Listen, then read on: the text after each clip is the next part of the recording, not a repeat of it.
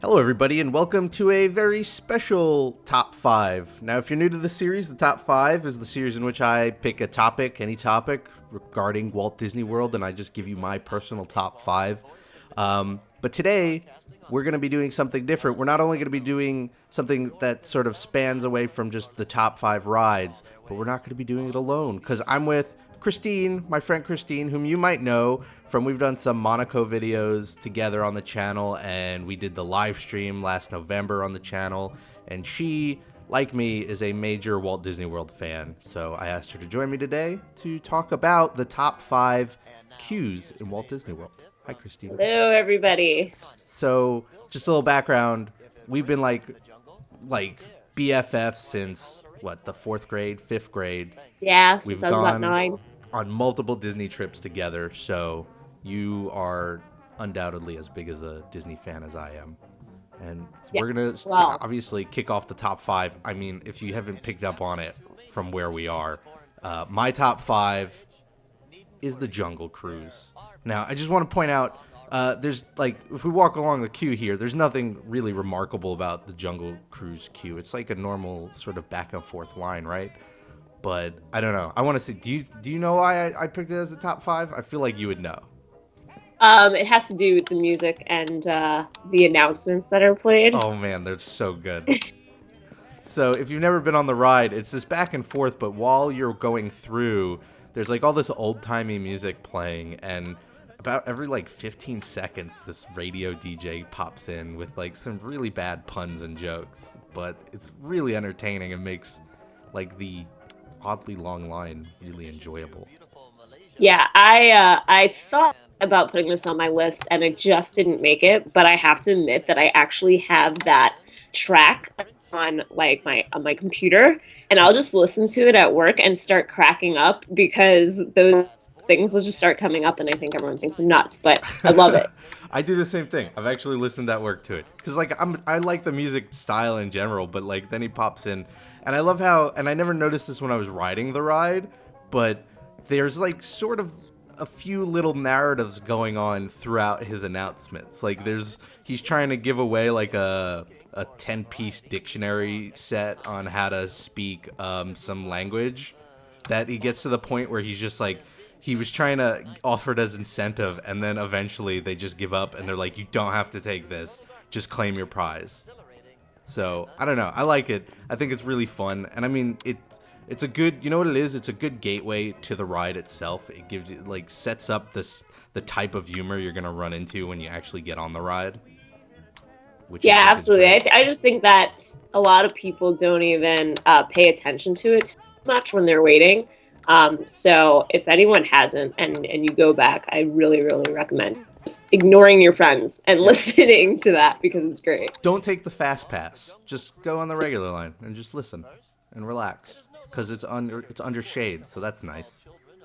So here we are at your number 5, which is Expedition Everest. I really love the queue for Everest because it really sets you up with the legend of the Yeti. You walk through and you see, all these different writings from the locals about whether they believe the Yeti is real or not. You see all of these cool tools and everything from the mountain climbers in Everest. It really sets up the whole story. And again, this is one of those, if you really want to see it, I would recommend you not doing the Fast Pass. They do theme the Fast Pass queue pretty well, but you're going through it so fast you're not going to get the entire idea. yeah. And it's just really, really cool because they have all these different drawings of what people think the Yeti looks like. And it kind of makes the ride a little bit spookier before you actually get on it. And it does this thing that I'm only just realizing right now as I go through it, which I really appreciate, is that, as far as distance goes, the queue's not super long, but there's such a difference in how each part of the queue looks that by the time you get to the end of it, it feels like you've gone to all these different places. Like, you're going in and out of buildings and around these curves, and each building has like a slightly different theme to it. And it's just like, when I think back to when I've been on the queue for Everest, it feels like you're going on like this little adventure through like all these different places though if you like rush through it here when there's no line, you realize how short it actually is, which I think is a testament to how well they design these things. Right. And I believe the whole theming was supposed to be that you're going through the actual village at the base of Everest and working your way through to the mountain. And so I think that's why all the different theming is just so cool, because it actually, like you said, it makes you feel like you're kind of going on this track, even though you're probably walking only so many yards. Yeah. And a little unrelated to Disney, but the whole theme reminds me so much of Uncharted 2, which takes place in, like, I think Nepal, in the same, like, vicinity. Yeah, Nepal. Yeah. So it's got a very similar aesthetic to it. This was actually number 4 on my list, so we don't have to go over number 4. Yeah, same thing. It's just one of those things where the detail's so fantastic, and that's the sort of thing you don't see in like other theme parks that'll just put up rope and poles and make that a queue, and it sort of takes away some of the pain, I guess, of having to wait in a long line for a ride. And it's at the point where I'd say, like, you know, I can't think back to our last trip, but I don't think we used Fast Pass all too much. And granted, we went at a time where it wasn't as crowded, but I never feel the need to grab a Fast Pass for certain rides because I don't mind the wait. And I guess or in this case, I've been known to have the Fast Pass, get on the regular line, enjoy the queue, and then by the time I'm out, but Fast Pass is up, and you know they're like, "Oh, you're back so soon." Right. You only need to enjoy it once. Basically, is what you're saying. All right, so here we are at your number 4 on your top 5 list of queues. It is Star Tours in Hollywood Studios. Now, this is one that I feel like I almost regret not putting it on my list, because I think it's just something that sort of slipped my mind, because I really do enjoy this one. And if you're looking around here, this isn't what the queue outside normally looks like. They've got the server all set up for Star Wars weekends, so they've got the Jawa crawler and the AT-ST and the TIE fighters, but this AT-AT definitely there. And let's head on in. So why did this make your list? So I think ever since I was younger and first, went to Disney, actually remembered my trip, the AT-AT on the outside always stood out to me. And so just in general, that's a huge memory for me. But the actual queue is just so much fun. And it's really funny if you pay attention to, what they're playing on the screen. So the whole idea of Star Tours is that it's an actual travel, tour company. Right. So they're showing on a screen when you walk through different tour options from, Coruscant to Tatooine. And it's really, really funny. I love the actual sales pitches that they give for each. As you walk further along, you see R2-D2 and C-3PO having a back and forth. And even today, I mean, I think those animatronics still look awesome. Yeah, it works, right? They're robots, so it's sort of... Yeah. So, I mean, you're not expecting them to look super lifelike, but I still feel like they kind of give me a little bit of awe when I'm walking through. Yeah. And then as you go a little further, at least with the new update of the queue, you kind of see people getting in line on this video, getting on these tours, and you see all these different shadows of different robots and, kind of people from different planets. And they also have, if you haven't been since the ride was redone, so I don't know if you guys know, but they changed the actual person running the tour to C-3PO. Right. But Rob, you can probably help me out here. What was the name of the original robot? I think it was remember? Captain Rex, wasn't it? Yes, Captain Rex was the original robot, and they included him in this area. If you look carefully, you will see Captain Rex. Oh yeah, you will also see Wally. Really? Yes. I'm not gonna give away where he is, but take a look down towards all of the robots there, and Wally actually is in the queue. Need to go to Disney again, I guess. So I love that they have the little details there, the nods to the original, which I still think was fantastic. Funny story, actually went on the new version of the ride with Rob for the first time. We went how many times? Like 3 4 times. in a row. And 3 yeah, times. We kept getting the same planets over and over. This sales pitch, it's different every time. What a lie. What a sham. So Rob is pretty convinced I broke the ride. He was not happy with me. I mean, It was a croissant 4 times. Yeah, I wanted some variety, more of a reason to go back. But I mean, like you, I like this because it has that sort of that theme of it's a real travel agency, and growing up being such a big Star Wars fan, seeing not only the world sort of expanded on, like, is there a travel agency in the Star Wars universe? There is now. And being able in person to see the sort of architecture and design that you see in the movies. And when you're a kid, you wish that stuff's real. And to be at a place where it's as realized as it can be is really awesome. And yeah, I definitely really enjoy this queue as well. I'm also just being a sci-fi fan and a Star Wars fan, seeing all these robots and this sci-fi stuff really adds to it. So my number 3 is Dinosaur in Animal Kingdom. I mean, I think it's one of my favorite rides. It's certainly up there. It's probably one of the few rides that have made me genuinely scream when I rode it for the first time. But I really enjoy the queue, and I think for probably nerdy reasons that you wouldn't see a lot of people list, it's not really the theming or the track. Well, I guess it's a little bit the audio track, but so, I mean, Dinosaur, if you've never been on the ride, the premise is that you go back in time to capture a live dinosaur. And the queue that you're walking through is essentially like a dinosaur museum.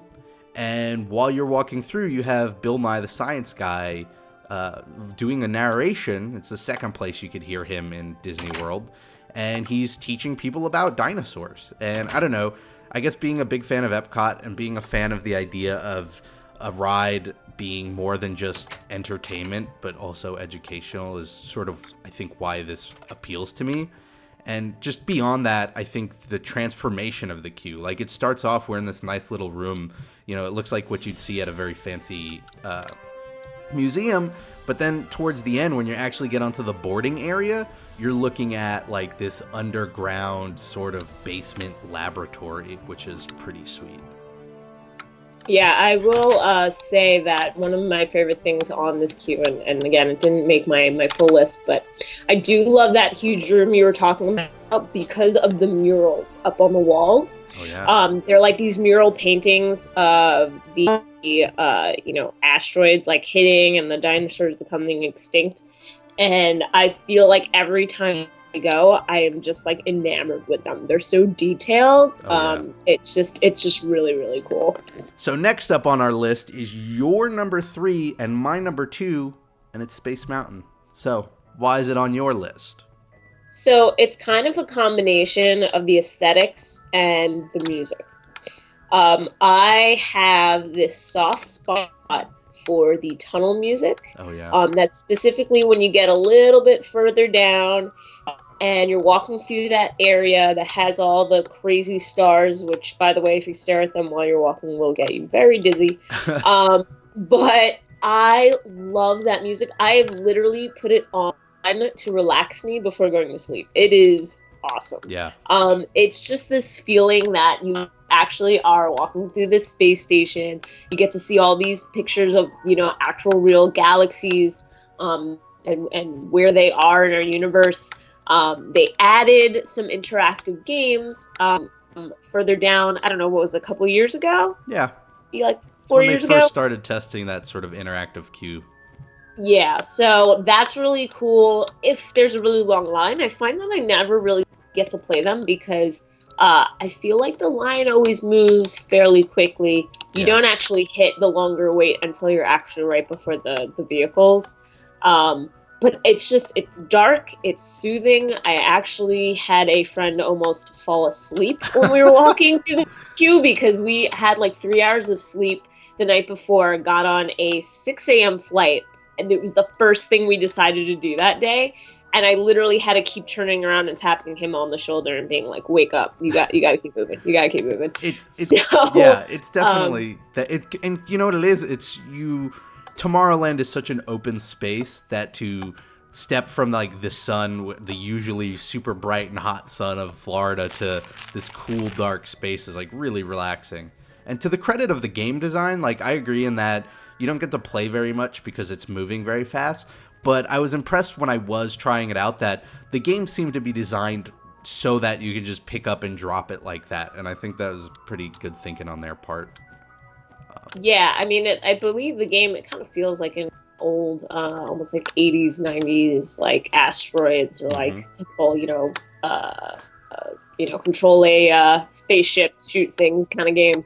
Which I And think, yeah, like you said, it's really, you can kind of pick up and play a game really quick. I think the right? games probably last about 30 seconds. Yeah. And so it kind of is like, oh, I can enjoy this, but I can keep moving and get on the ride. And I think you're spot on with that like 80s 90s aesthetic because I think it matches with it's not Star with Spaceship. Wow, it really matches with Space Mountain because I think even though it was designed prior to that, it's got that sort of feel to it. It's got that aged, it reminds me a lot of the future that Disney depicts in the end of Carousel of Progress, where it's not what we would see today. And if they made Space Mountain from the ground up today, it would not look like this. But it's got that sort of throwback, and the games that you play on the line sort of match up to that. And I think that's what I enjoy. I mean, I'm not gonna lie. I think a large part of why it's on my list has to do with nostalgia, and like this is what fed my love of science and the future when I was a kid. Yeah, absolutely. I mean, it's not nearly as heavily themed as, say, Everest that we talked about before. Right. But there's just something really special about it. And I mean, it's different now because they've closed off the tops. Previously to the refurbishment, the tops were sort of open, so you got a better view of all of the projected like asteroids and stars that were being, sent through the top of the building. I kind of missed that a little bit, but at the same time, I do like the effect that it makes the ride itself darker by closing off the queue area. And right.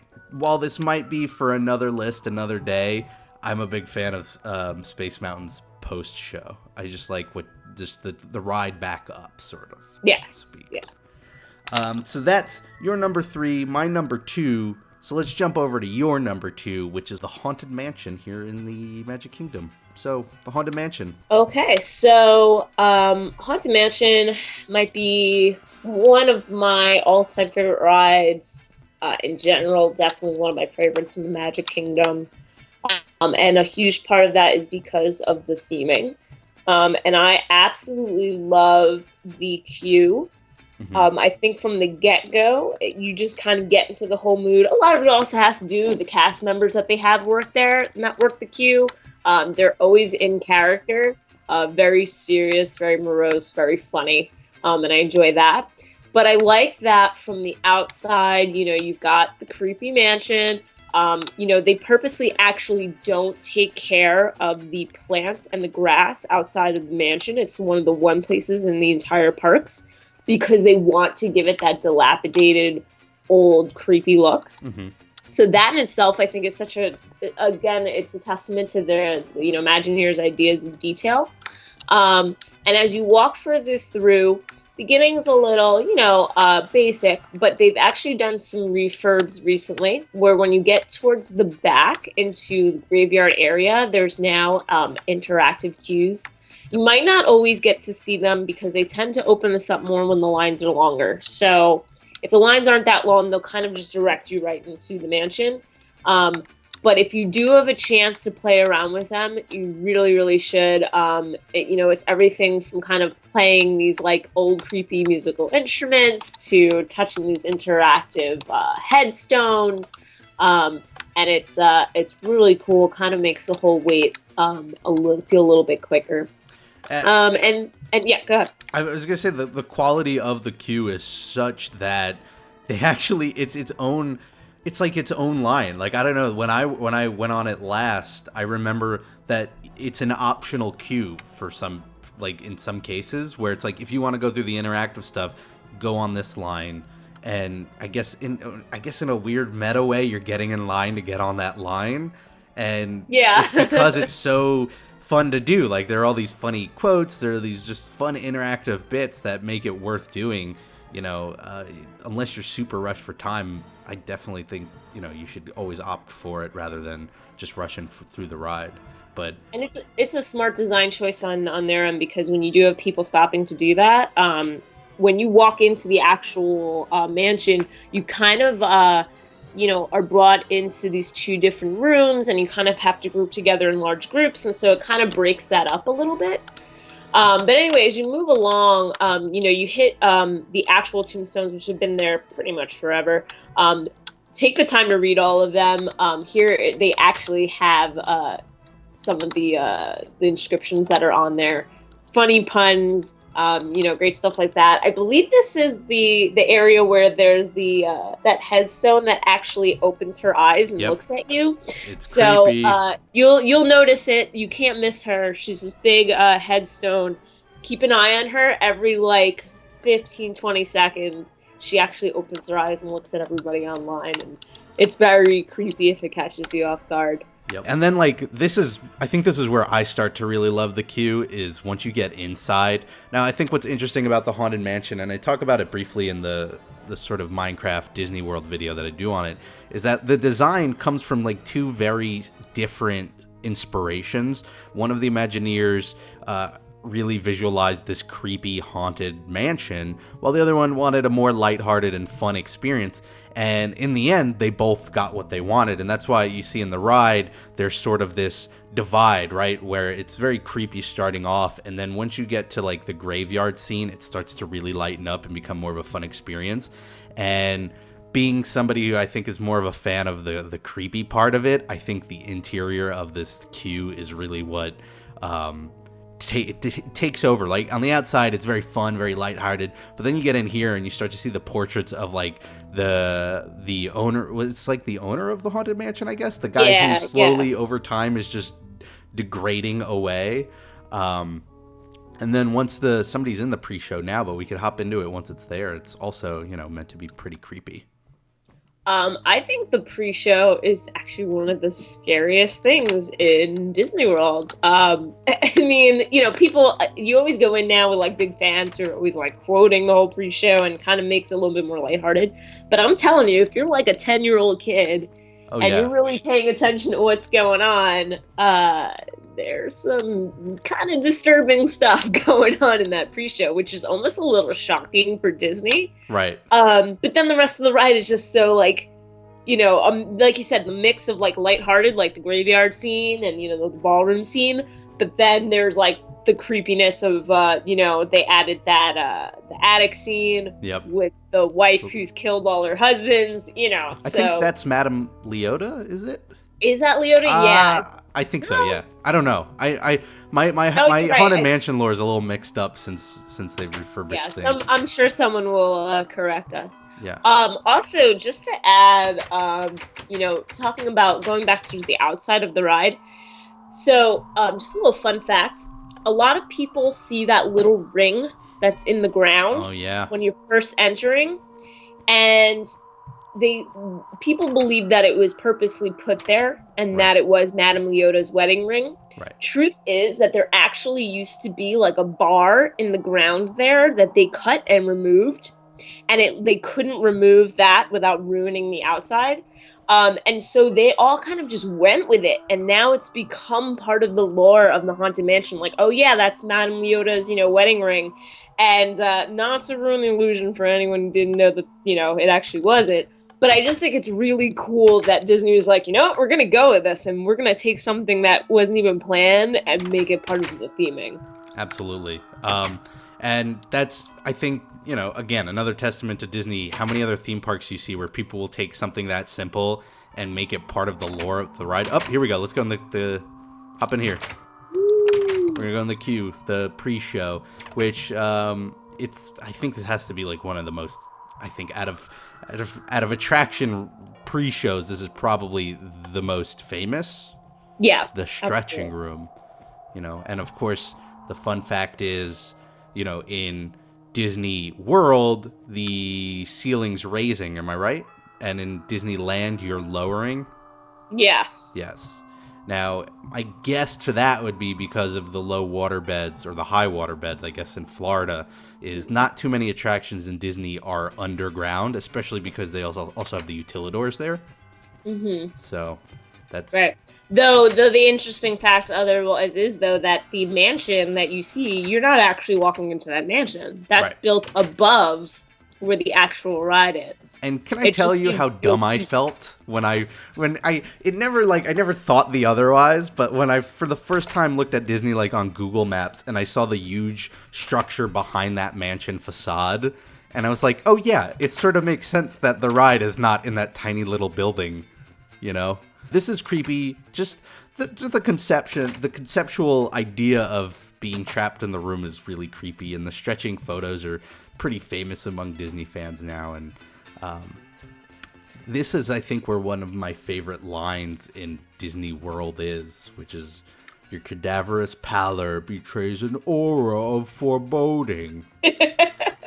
Which I loved before I even knew what it meant, when I was too young to understand it. So let's move on to my number one queue in Walt Disney World. So my number one queue at Walt Disney World is in Hollywood Studios, and it is the Tower of Terror. Now, you might want to what you're seeing here is not how it's normally queued. Again, everything's all made up for Star Wars weekend, so there are a few AT-ATs and TIE fighters where there shouldn't be. But needless to say, like, without that, I still think it's one of the best queues. It's my favorite. I think a lot of it just comes down to personal taste. I'm a big fan of, like, the 1940s era style of music and architecture and dress. And, you know, the Hollywood Tower Hotel was supposed to represent, you know, the peak of all of that. And then on top of it, it's, you know, seeing what happens when that peak has degraded into, you know, this creepy sort of atmosphere, which I also think is really cool. And between the two of those, going into the hotel lobby is just like one of my favorite parts of going to Hollywood Studios and possibly Disney, just because, again, sort of similar to, I think, Everest and Space Mountain, it's one of these queues that adds life to the attraction by creating what the story dictates, which is that it's a hotel. And then on top of that, you just add all of the Twilight Zone stuff. Like, one of my favorite pre-shows is the Tower of Terror pre-show. I mean, I don't think it's as famous as, say, the Haunted Mansion, but if you're a fan of the Twilight Zone, you know, while that video is playing, look around you, and on the shelves of all the bookcases and things like that are, like, very famous props from episodes of the Twilight Zone. And we're gonna walk into the pre-show right now. I don't know. Where does this stand on your queue? So this is actually one of the ones that, like you, I kind of can't believe that I didn't think of. And again, it was probably just slipped my mind. I absolutely love this queue, but I'm one of those people, I've ridden this ride, I can't even tell you, probably over a dozen times, and I'm still terrified of it as I start to get in line. I mean, I can't help it. I just give myself anxiety over it. And so it's one of those queues that maybe I didn't list because it just is traumatic for me. Because the further I go in, the more I'm going, oh my God, oh my God, oh my God, why am I doing this? But I will say I love that pre-show. I think that's really cool. You know, I love that, you know, as you'll see after we get out of the pre-show, and you move into the boiler area of the, you know, the hotel, right? And that's where you actually get on the elevator. But the interesting thing is, you never question the fact that you're supposed to have gone further down into the hotel. You're really on the same level. You're just walking from one area into another.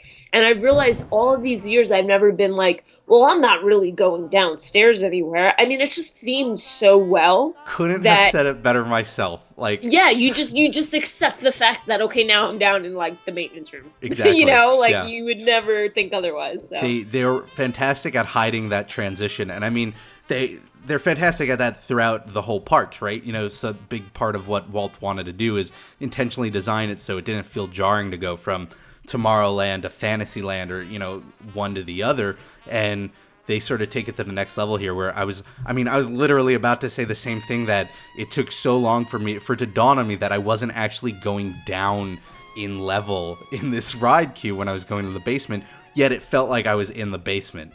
And I think that's really cool.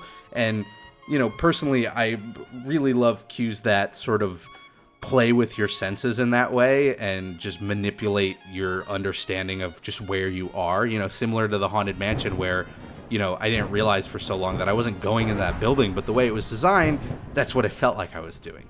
And definitely, again, sort of in the same vein of Star Tours the idea that, you know, you start off with this one setting, which is the hotel lobby, which is creepy, but it's still well lit. It just looks like an old lobby as opposed to a haunted lobby. And then you get into this boiler room, and it really ups the creepy factor there. And having that sort of progression through a queue, that and Dinosaur, like, just, it's sort of telling its own little story, right? With its own beginning, middle, and end. Right. The boiler room, I think, is just well designed too, in that it, you know, curves around enough to still actually function as a good queue. But I mean, I think the way it goes back and forth, it snakes, I think is great because it's still designed so that you can see the loading area, and it just sort of gives it that looming feeling. I remember being young enough to the point where I was afraid to ride this ride, and, you know, it felt like it was drawing out as much as possible that dread of getting to the elevator, which I think really is awesome. And then when you get to it, having the things like the sparks behind the cage where all the motors are supposed to be just sort of puts you in the right mind space right before you get on the ride. Yeah, which, you know, at 27 years old, I still have that sense of foreboding. So, and also, this is just one of those rides like the Haunted Mansion where the cast members are usually like super in character, which just adds to the experience. yeah, they definitely don't make you feel any better about the fact that you're about to do this ride. They master the one-liner of like right before the doors close, so that you have that one last oh my god moment before the ride starts. Yeah.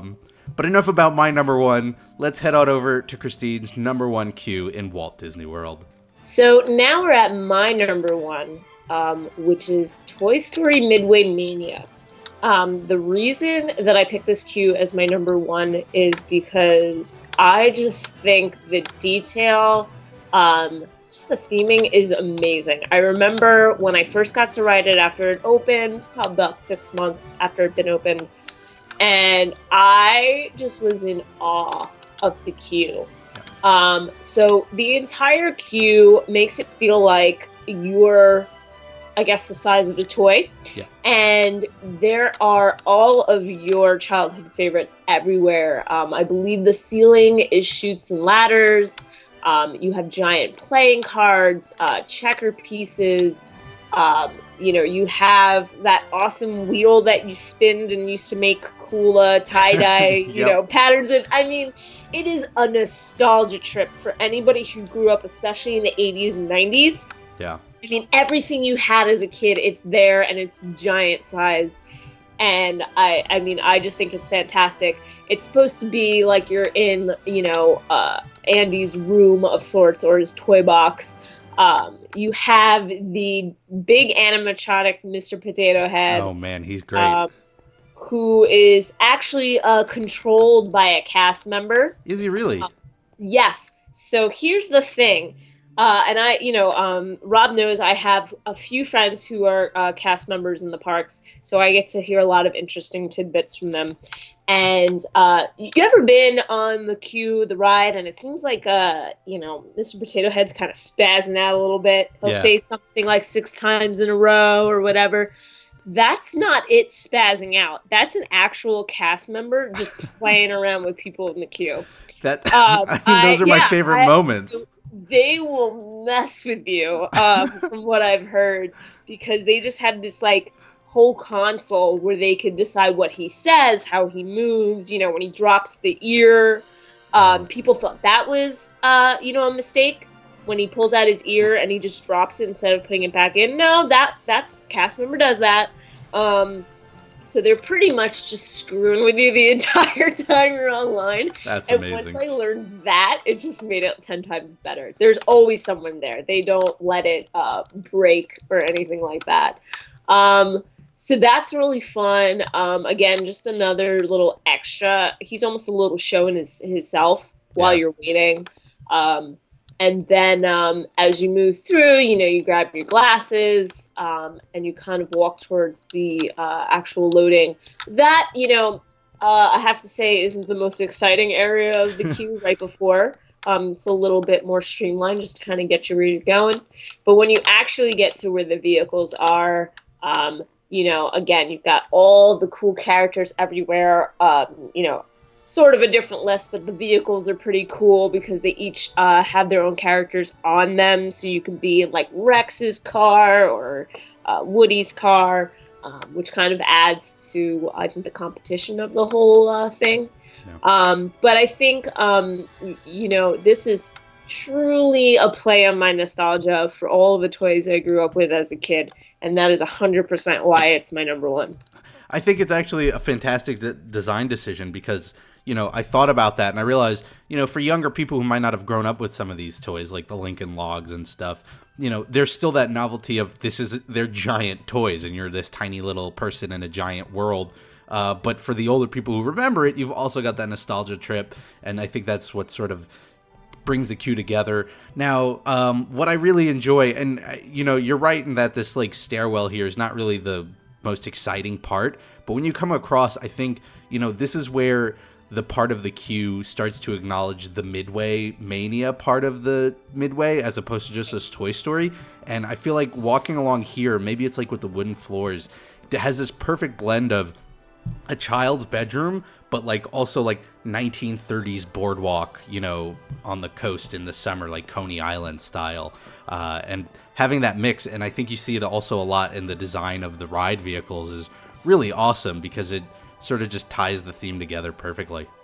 Right. And I mean, that's what they're going for. If you look at the games that you play, you're popping balloons and stuff. And that's the kind of stuff that you do when you go to the boardwalk and you've got all those little game vendors. So, they definitely do that well. Yep. But, so, I mean, next time you're there, Mr. Potato Head's freaking out. Just remember, someone's doing it. My favorite memories are when he freaks out and he just repeats the same thing over. And I guess they found the secret. So there you have it, our top 5 queues in Walt Disney World. Christine, I want to thank you for joining me. Hopefully this is the first time of many that you could throw in your 10 cents, your 5 cents, I guess we'd call it. Absolutely. On Disney World. Yeah. I want to know in the comments below, what is your top 5 queue list in Disney World, Disneyland? I'd also love to hear what other top 5s you'd like to see us cover. Maybe it's rides, maybe it's something that we haven't even thought of yet. I love looking at Disney in a totally different way and sort of appreciating it from that perspective.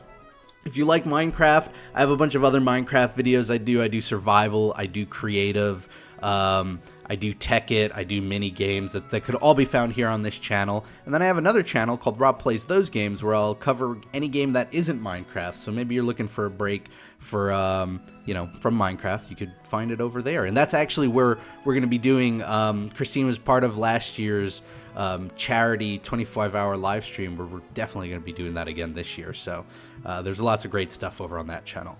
So again, I want to thank you, Christine. I want to thank everybody who's watching. I hope whatever you do, make the most of it. Have a great week. And I hope to see you all here next time for the next Walt Disney World Top 5. Bye.